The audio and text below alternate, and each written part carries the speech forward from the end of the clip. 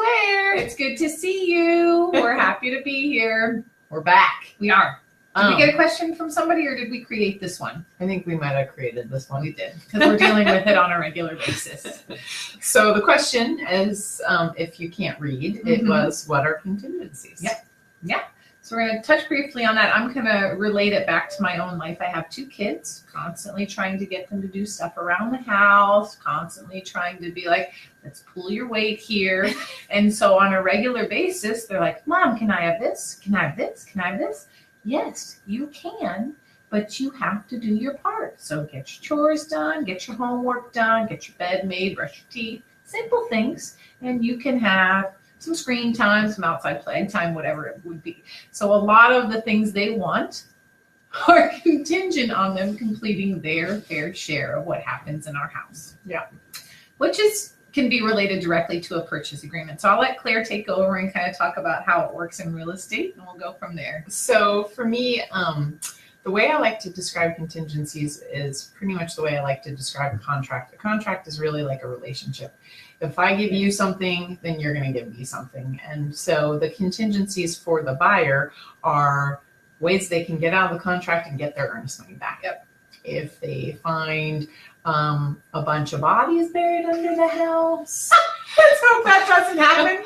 Or something weird on the title report, Yep. or the inspection is a mess. Yep. All of those reasons you can get out and get your earnest money back. Yep. One we find that's really common when we work with people that are selling and buying and upgrading in a house is they need to sell their first home in order to have the capacity to buy their next home. Yeah. And so we use what's called a contingent right to purchase, and it's essentially saying that the buyer has to sell their current home or their primary residence in order to have the funds to be able to go and buy the house of what they want to buy. So that's a really common one we deal with, and it's essentially how most people upgrade to their next home. But just so you know, the actual contract that we use is set up by the Oregon State Realtor Association, and that contract specifically has 5 contingencies in it already built in. Yeah. So you can waive some of those, like say you're not getting financing, you're just cash, so then you're going to waive an appraisal and waive a loan contingency, but already built in, the buyer has 5 outs. Yep. So just so you know, sellers, when you sign on the dotted line, it's not quite done yet. No, it's actually just getting started. It's just starting. That's really where the real work begins, actually.